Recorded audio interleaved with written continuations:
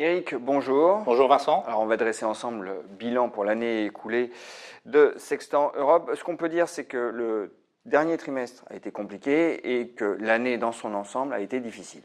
Oui, c'était une année assez compliquée pour nous, puisque le fonds est en baisse de 23% contre un indice Stock 600 qui est en baisse de 11%. On a pâti d'une exposition trop forte sur des valeurs petites ou moyennes, dont les indices représentatifs, pour leur part, ont été en très forte baisse, par exemple pour les valeurs françaises de plus de 25%, ou pour les valeurs européennes de l'ordre de 20%. On a eu des titres comme HelloFresh, De Richebourg, Solocal qui ont baissé de près de 50% sur le dernier trimestre. Donc c'est votre exposition assez forte donc, aux petites et moyennes capitalisations qui vous a valu finalement une année relativement compliquée. Mais est-ce qu'on ne peut pas dire aussi, Eric, que là, on a un changement sur le marché et qu'on a une beaucoup plus grande incidence du politique sur le comportement des marchés boursiers en général? C'est exact. Je pense qu'on a réellement un retour du politique, qu'on a eu tendance à oublier pendant pas mal d'années en voyant un primat de l'économique sur le politique. Tous les résultats des élections, que ce soit en Europe, aux États-Unis, dans les 2 dernières années, ont montré quand même une montée de phénomènes populistes, au premier rang desquels on peut citer la présidence Trump, et que on se souvient qu'il y avait une euphorie après l'élection de Trump. On voit que cette présidence apporte beaucoup de dysfonctionnements au niveau économique. Quand on regarde par exemple le commerce mondial où de façon récurrente on a des escarmouches entre la Chine et les États-Unis, avec un impact assez fort sur les marchés. Aujourd'hui, on a un shutdown aux États-Unis, on a des prises de position politiques qui sont assez étonnantes, que ce soit par exemple vis-à-vis de l'OTAN.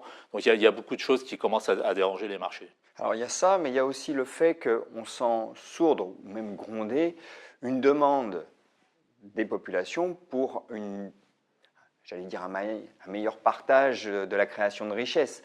Et ça va avoir une incidence également sur le marché. C'est vrai, je pense qu'on peut interpréter ces mouvements comme une insatisfaction vis-à-vis de conditions économiques, et que le corollaire de ça, c'est qu'on voit quand même plus de tensions sur le coût du travail. Après, je pense qu'on peut le dire, une décennie qui a quand même été plus favorable aux détenteurs de capitaux qu'au travail, et que là on a un retour de bâton. Et donc je pense qu'effectivement c'est un phénomène qui va avoir beaucoup plus d'impact dans les comptes de résultats des sociétés que ce qu'on a pu voir dans les dernières années. On s'en inquiétait assez peu. En somme, vous nous dites qu'il va falloir se préoccuper en tant que gérant du coût du travail et puis évidemment du coût de l'argent, parce que l'un et l'autre sont liés.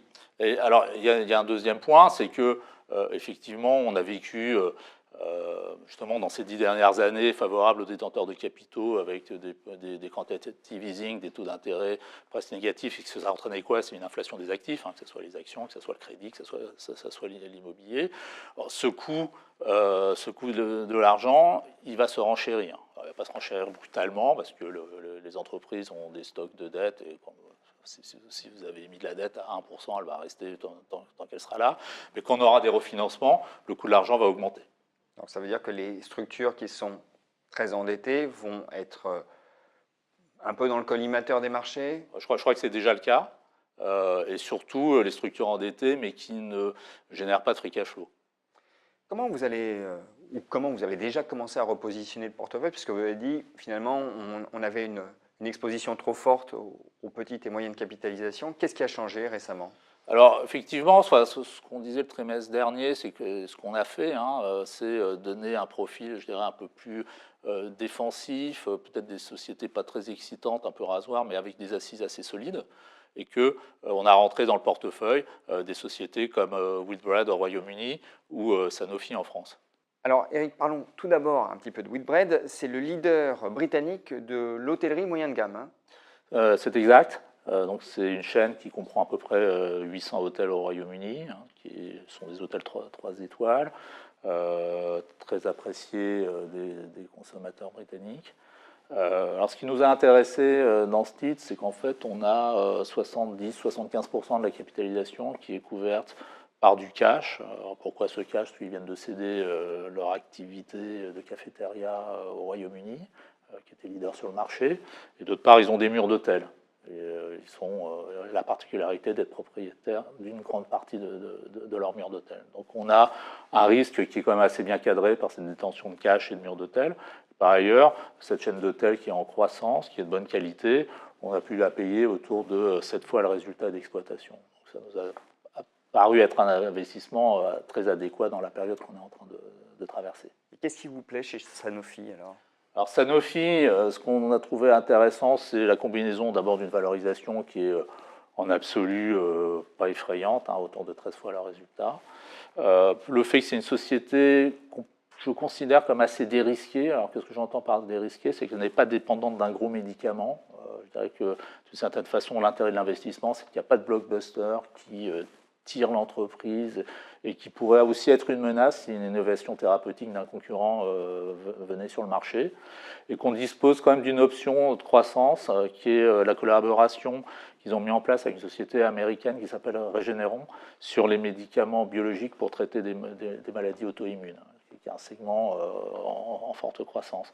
Et notamment, ils ont un médicament qui s'appelle le Dupixent, qui traite en fait les eczémas très sévères et qui est déjà sur le marché, donc pas de question sur ça marche, ça fonctionne ou ça ne fonctionne pas. Le démarrage se fait bien et c'est un médicament qui a un potentiel de chiffre d'affaires de l'ordre de 6 milliards de dollars.